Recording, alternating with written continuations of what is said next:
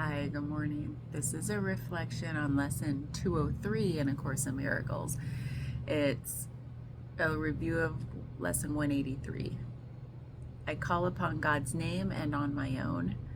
And then the overarching thing that for these 20 reviews is I am not a body, I am free, for I am still as God created me. So there's this idea of being freed from all restriction, and we think of the body as this condensed form of self, like I'm trapped in a body.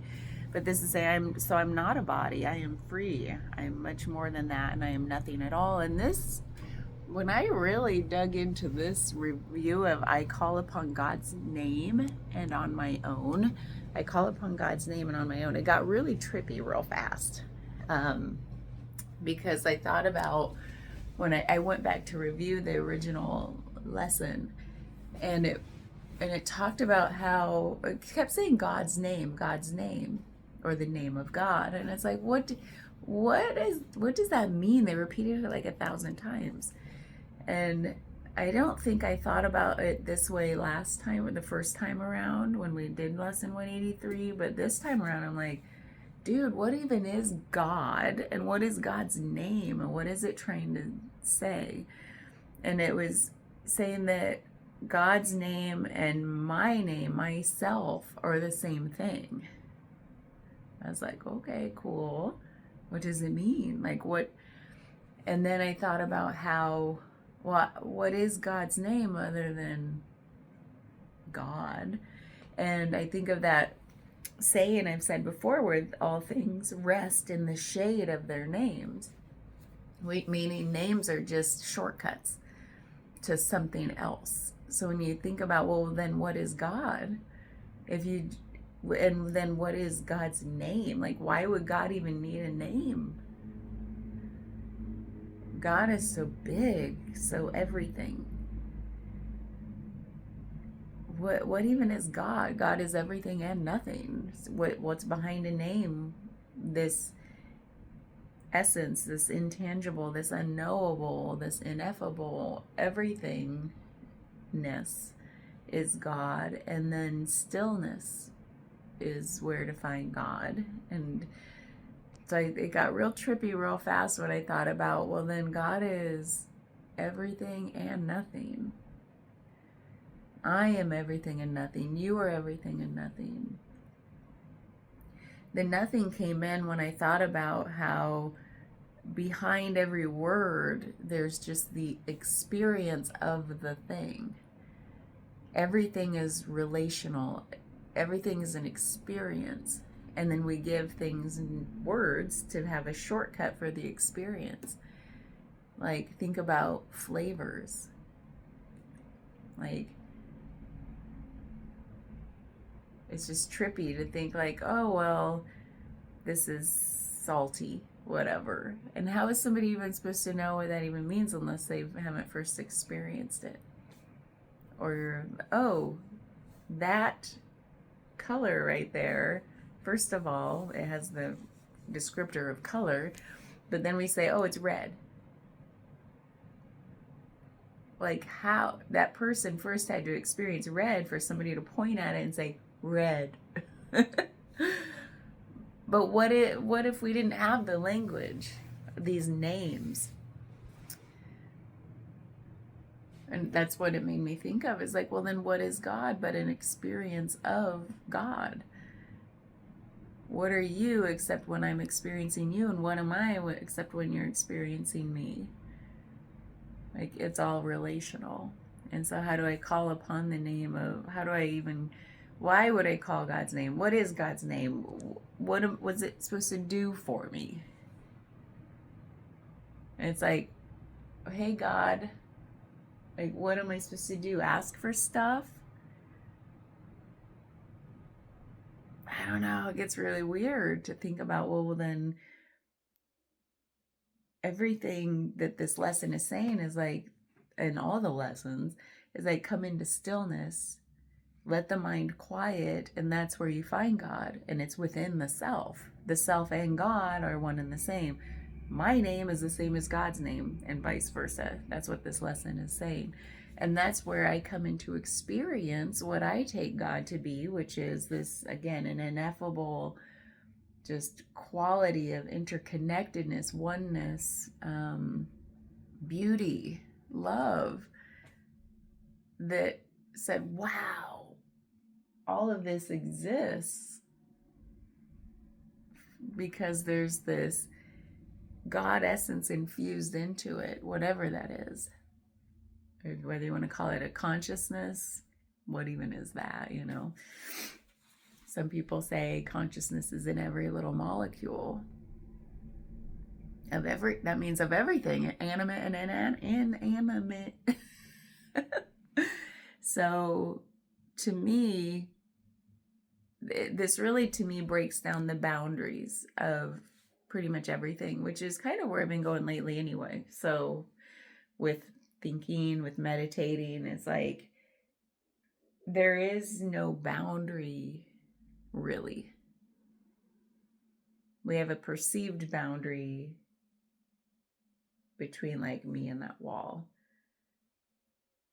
But that wall, there's no start and no end with everything else in my visual field.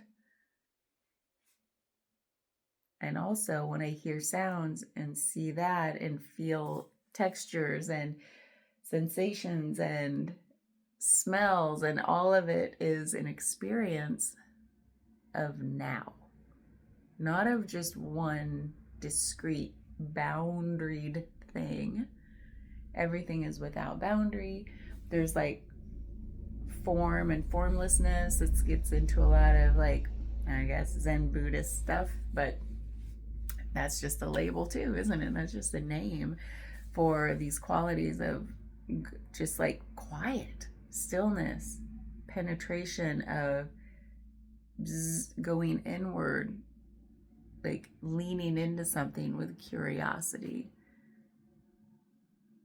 And then quickly it just changes. Like even if you're very still and look at like textures or something easy, you'll notice like a waviness, like things are not static. And we know that at the subatomic level, right? Like at the particle level is quantum physics.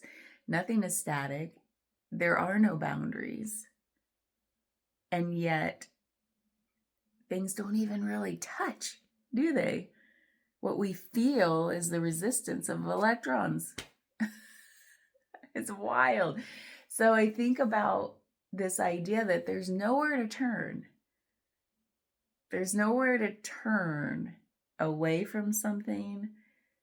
There's only a turning toward. And I'm in this real trippy space right now where I love it because it's like first of all, there's no escape. And that can bring a lot of shadow stuff up, which it does, and it has for me. Just like, it's just pure exhausting every path that I think is going to bring me something, give me something to latch onto, like, a belief even. Like I'm now going, like I'm questioning every belief I have. Because beliefs are just thoughts that we dig our heels into. So it's like, what even is, So to me, there's this letting go by like the exhaustion of trying to turn away. Like, let's go down this path of seeking. Let's go down this path of seeking.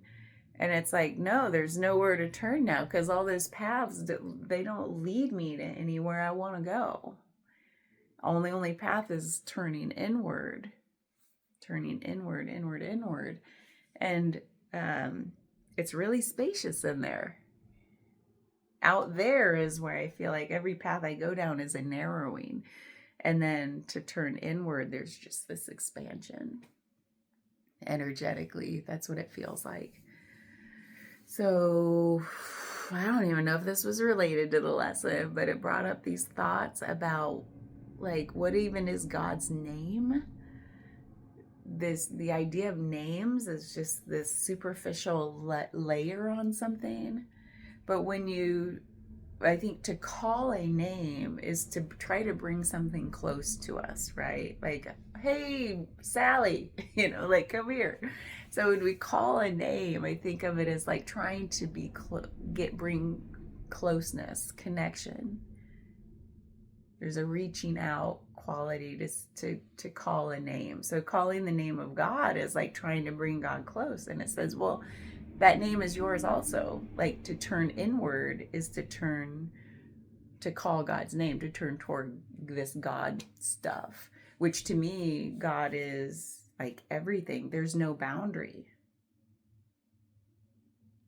And I still get a little, I'm feeling energetically like with the word God is just all the baggage, only like thousands of years of it. So it's no wonder that it still does this little to me to say the word God, because I'm like, why am I using a word to talk about something that it's hard to talk about, because first of all, it's so intangible, like literally you can't feel it in the way we can feel our material objects, right? Intangible. And when we try to talk about it, everybody's got a different idea in their minds about what even God is. And a lot of it is very baggaged from thousands of years of people doing things in this name of God, where you're like, ew, do I want to be aligned with that? I don't know. What even is God if God has this idea in millions of people's minds? And it's like, what are we even talking about then? There's no need to even talk about God when we're just on our own with ourselves. We only need to say the name of God, I guess, when we're trying to reference this essence with somebody else. And even then, are we even talking about the same thing? No, it's impossible. No two people have the same exact concept of God. Some people might have a very surface, like when you say the word God or even pray, do they even think really about who they're praying to? What is it? Like, what is it? Because sometimes it's so ingrained we don't question anything. But some people do, and that's great. But it's like, what are we talking about? So to me, maybe that's why I don't even want to say the word God. Because first of all, I don't even know what it means to me. I'm trying to, by doing these reflections, say like, well, this is what God means to me. But at the end of the day, wherever that phrase comes from, like, what is it? I've never sensed it, maybe with my five senses, but I've felt a deep, deep peace when I quiet all the noise down of the mind. And I sometimes think, wow, this must be the unchangeable, the thing that never changes. And maybe that's what God is to me, because everything else is a constant cycle of change, right? Everything's constantly changing. What doesn't change? Whatever brought all of this into being, whatever that sense of peace is, the stillness that feels like eternity. It's timeless. It's so satisfying to just rest in that. To me, that's gotta be that thing we call God. Otherwise, I don't even know what God would be.